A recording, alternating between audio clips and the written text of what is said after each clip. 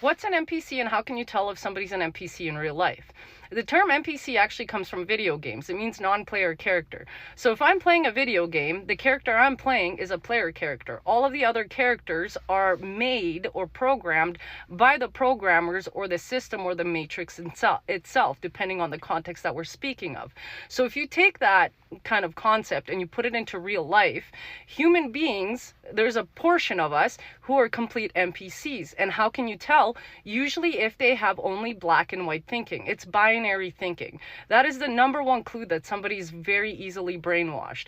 And so they cannot think outside of that binary thinking, and they can also not self-reflect.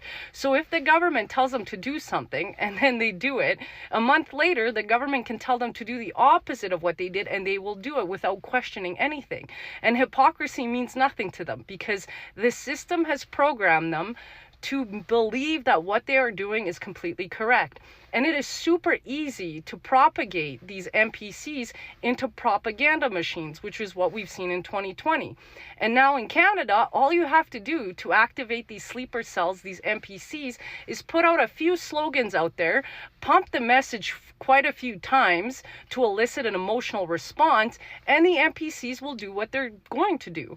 And that is why you're seeing a bunch of these NPCs who are now Team Canada, who basically stated not even 2 years ago that being a patriot was racist, right?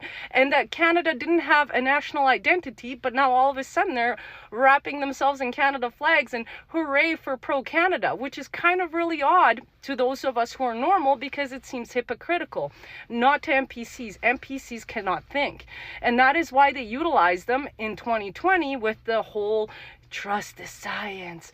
Don't question science. You know, we're all in this together.